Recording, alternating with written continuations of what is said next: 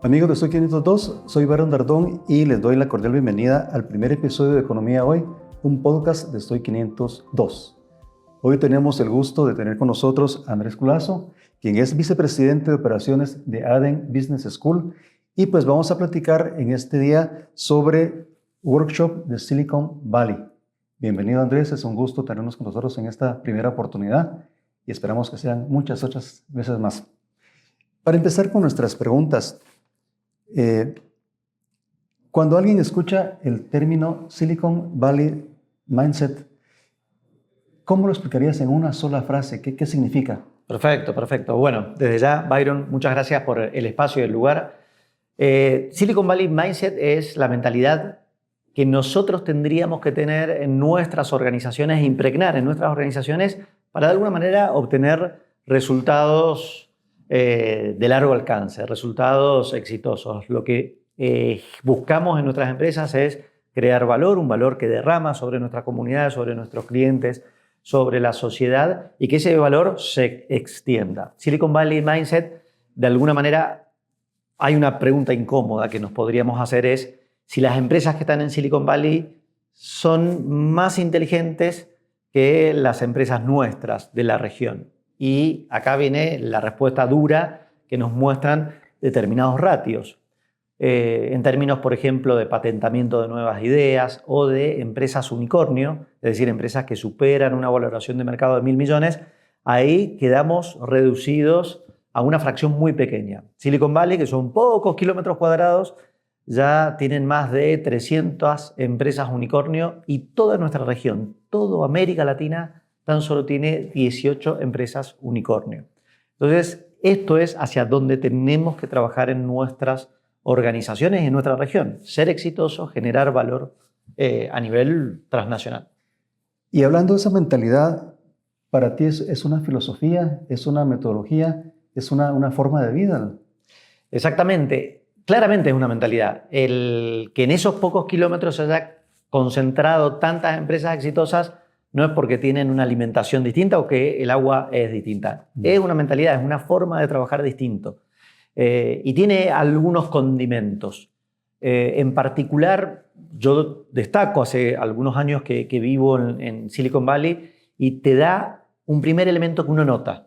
Hay una ambición muy elevada. Y si la comparamos a nuestros países, bueno, generalmente nosotros buscamos que nuestros proyectos se destaquen, sean los líderes, pero de nuestro mercado, de nuestra ciudad, de nuestro país o de algunos países limítrofes. Nos falta esa ambición de pensar a una escala global. Entonces ahí tenemos un lindo elemento para empezar a trabajar en nuestras organizaciones. Después viene el cómo, pero el primer ingrediente en la receta del éxito tiene que ver con el grado de ambición. Bueno, y cuando pensamos en Silicon Valley, también, además de tecnología, últimamente estamos viendo inteligencia artificial, que ya tiene muchos años de estar, pero ahora está teniendo un boom, ¿verdad? Y Latinoamérica me parece que tiene un rezago en la adopción de la IA. Según datos que tengo, es que apenas invierte el 1% del capital en inteligencia artificial en relación al mundo, ¿verdad? Y los obstáculos pues, pueden ser más tecnológicos, no tan tecnológicos, sino que como culturales. Pero, ¿qué significa esto en el día a día de una empresa y de una empresa guatemalteca, de una empresa centroamericana? Bien. A ver, esto hay que tenerlo muy en el radar en la gestión de nuestras empresas. ¿Por qué? Porque acá va a estar la diferencia. Si nos preguntamos, ¿qué empresa va a dominar una industria, un mercado? La respuesta es sencilla. La más inteligente va a dominar el mercado. Si lo pensamos a nivel geopolítico, hoy tenemos dos grandes potencias mundiales, China, Estados Unidos, y la carrera que tienen, y el que gane la carrera va a establecer el nuevo orden mundial, que se estima en 4 o 5 años, es por la inteligencia. ¿Quién llega primero a AGI, Artificial General Intelligence, y quién después, al año se calcula, va a llegar a Artificial Superintelligence? Eso significa tener en tu servidor a un montón de PhD, de doctores en las distintas verticales de las ciencias. Pero esto llevado, esta misma carrera que tienen los países, es la carrera que enfrentan nuestras empresas en la industria de retail, en la industria de lo que es oil and gas, hotelería, etcétera, etcétera. ¿Quién es la más inteligente? Entonces, hacia eso tenemos que orientar nuestra obsesión. ¿Cómo lograr que nuestra empresa sea más inteligente?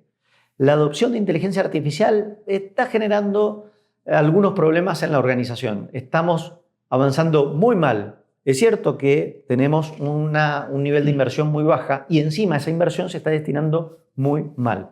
Los proyectos no están cristalizando en valor, por lo cual este es un aspecto que tenemos que trabajar.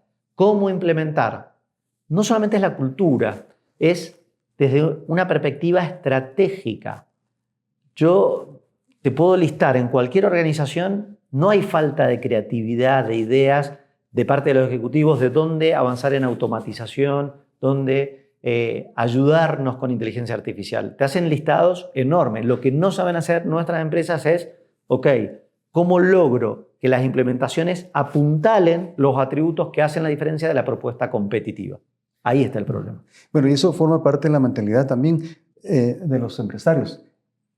En tu trabajo con empresarios y dentro de este concepto de Silicon Valley, ¿podrías decir algunas características o algunos rasgos de la cultura empresarial latinoamericana y centroamericana que impidan como que adoptar más ese cambio?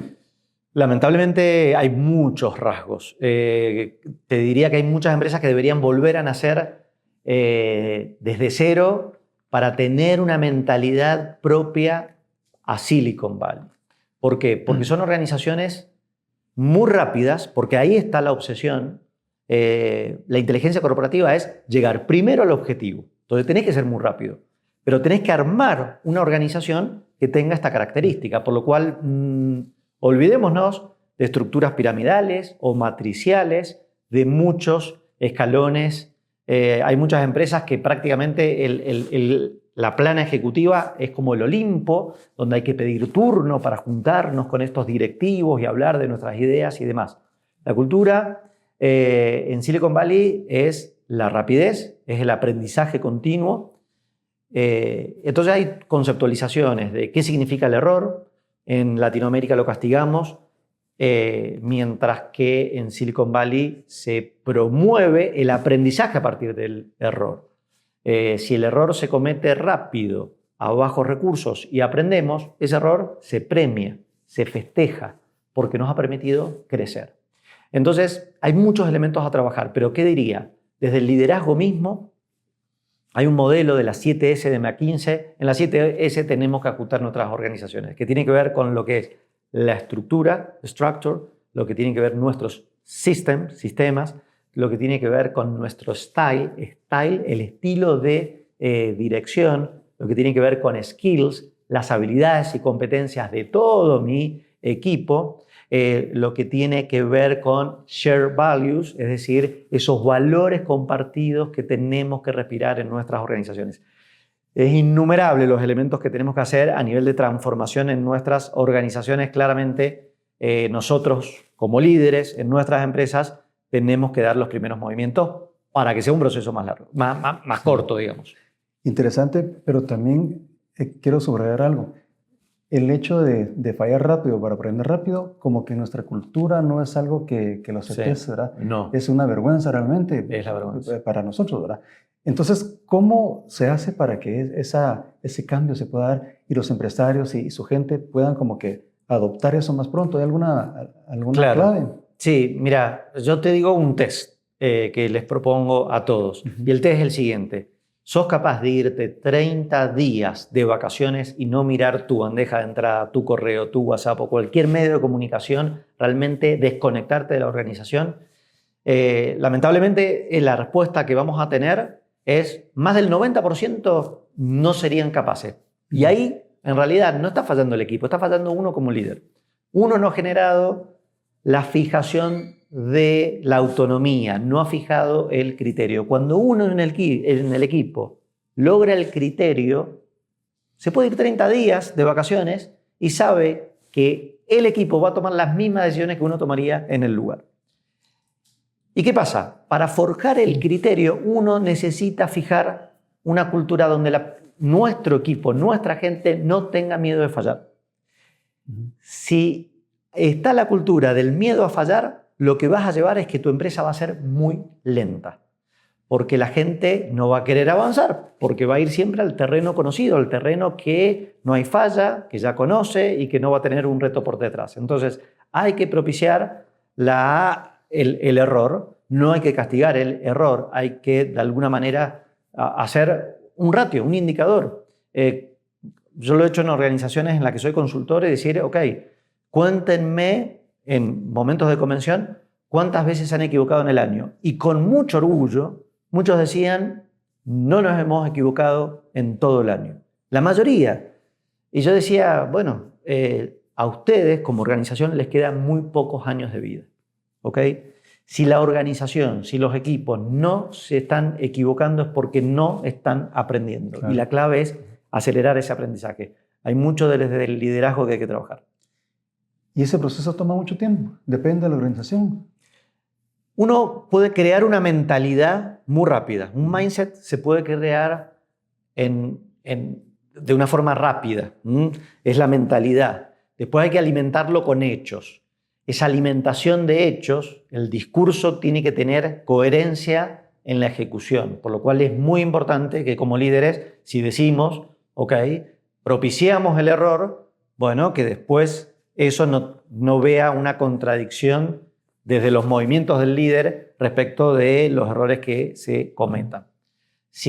Entonces ahí sí, porque ya hay que trabajar en skills. Mientras un mindset, uno como líder lo puede hacer muy rápido, el skill set, realmente esas competencias, ahí sí vamos a tardar 3 meses en lograr esa adopción de nuevas competencias para que se transformen en un hábito inconsciente por parte de toda la organización. En estos próximos días, según tengo entendido, vamos a tener un workshop de Silicon Valley Mindset. ¿Por qué es esto diferente a un congreso, a una capacitación? ¿Cómo actúa, cómo hace que operen los gerentes o las personas que interactúen en este workshop? Mira, es muy interesante este workshop en Silicon Valley. Yo te lo puedo describir como, para los participantes que vayan inmersivamente, maratónicamente, son 4 días, prácticamente de 10 horas de estar con cofundadores, con CEOs, estar con las empresas de primera línea. Y lo que yo creo que generamos, y lo voy a decir con estas palabras duras, generan una ventaja desleal. Para el que asista al workshop de Silicon Valley va a correr con ventaja. ¿Por qué? Porque es viajar al futuro. No es viajar a San Francisco, es un viaje al futuro. Y el que ve el futuro, de alguna manera prepara su organización justamente para anticiparse a ese viaje nuevo que va a venir. Y para aprovechar, no para que las olas te golpeen, sino para moverte más rápido con el oleaje. Por lo cual, este workshop de 4 días intensivos en Silicon Valley, la verdad que vamos a trabajar temas de estrategia, innovación, lo que son tecnologías exponenciales como inteligencia artificial, blockchain, digital twins y demás. Y hay un tema que es muy importante, que es el de branding, el de marca, porque en un mundo donde vamos a empezar a vivir en abundancia, va a ser muy importante que protejamos y evitemos el commodity de nuestros productos y de nuestros servicios, y la única manera es trabajar muy bien el branding. Volviendo un poquito al tema de la IA. Sí. Hay empresas que adoptan la IA como una estrategia central. ¿Cuál es la clave para poder usar más intensamente y más productivamente la IA? Bien. A ver, indudablemente la inteligencia artificial, estamos dando estos primeros pasos de esta revolución, y acá lo importante es conectar la inteligencia artificial en elementos que te permiten aumentar tu ventaja competitiva. Hagamos un ejemplo. Amazon. Amazon tiene una estrategia competitiva que está basada, se llama excelencia operativa, y se basa en atributos como el tiempo, la calidad y el precio. Ahí está su disrupción, ahí está su forma de enamorar a los clientes. Entonces, cualquier implementación de inteligencia artificial, ¿para qué es? No es para tener un control biométrico o ver la asistencia o ver los niveles de motivación de tu personal. o para pagar más rápido a los colaboradores. La obsesión de la implementación es cómo voy a ser más rápido, variable tiempo, cómo voy a aumentar la calidad de mi servicio y cómo voy a ser más competitivo en precio. Cualquier implementación de inteligencia artificial tiene que estar orientado a mejorar los atributos diferenciales. Ahí está la recomendación para que no fallen. Menciono lo de Amazon porque hoy en Silicon Valley se la ve como una organización muy rara. ¿Por qué? Porque generalmente los venture capital tienen una tasa de fallo en el dinero, a pesar de las investigaciones que hacen de las empresas, fallan en esa orientación del capital en más del 95%. Amazon tiene en su corporate venture capital una tasa de éxito del 70%. Y uno se lo ha entrevistado a Jeff Bezos preguntándole cómo logras destacar en tu asignación de fondos a esas startups que después forman parte y que alimentan y mejoran a la organización. Y la clave es esta, la primera pregunta que hay que responder con esa startup o con esa implementación de inteligencia artificial ¿me va a mejorar mi estrategia competitiva, mis atributos de precio, calidad, tiempo? Sí, no.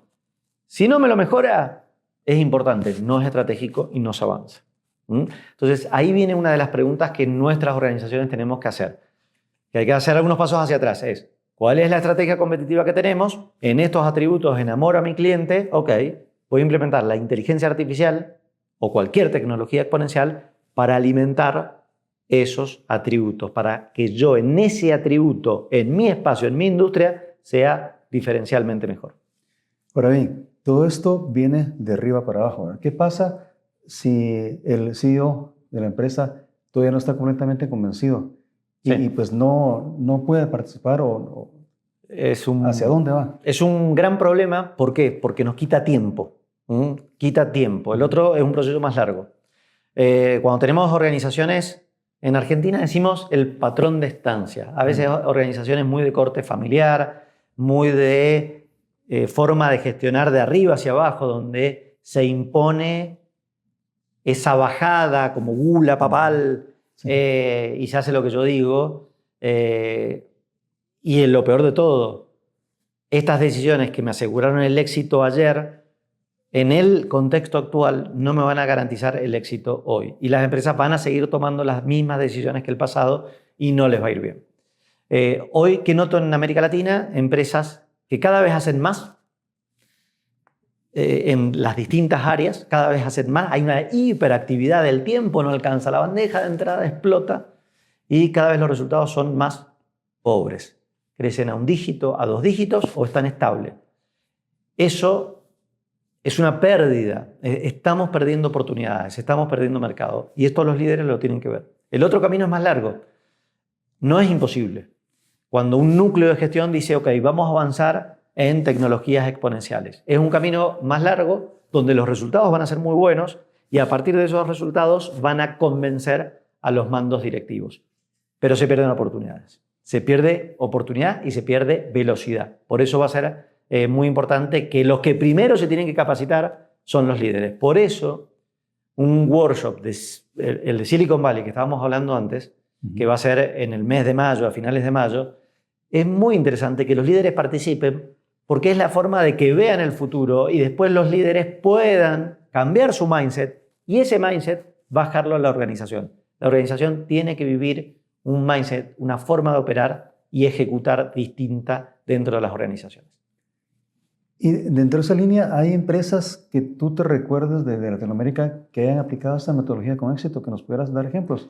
Mira, hay muchas organizaciones. Obviamente yo voy a hablar de los alumnos nuestros, ¿no? De nuestra obsesión en ADEN. Nosotros tenemos un solo KPI donde nos volvemos locos para lograrlo.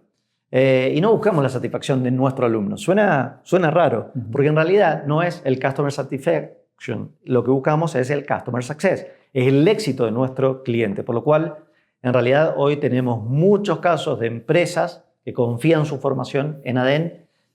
Nosotros ya tenemos una oferta superior a 15 entre maestrías y programas especializados en inteligencia artificial asociados a cada una de las verticales funcionales, inteligencia artificial aplicado a recursos humanos, a marketing, a ventas, a operaciones, a proyectos, como nuestra maestría en inteligencia artificial. Y lo que estamos viendo es que nuestros participantes con sus empresas se están moviendo de una manera distinta. Están teniendo esta ventaja desleal. Entonces, hoy ya tenemos empresas en distintos niveles, algunas empresas que están a nivel de idea semilla, otras que ya superaron como startups el Valle de la Muerte y otras que ya eran multinacionales y están avanzando a pasos más fuertes. Y en todo esto, ADEN también tiene que ser el ejemplo. Hoy ADEN es un grupo educativo que va a una velocidad muy distinta a la de otros jugadores en nuestro espacio. Y es justamente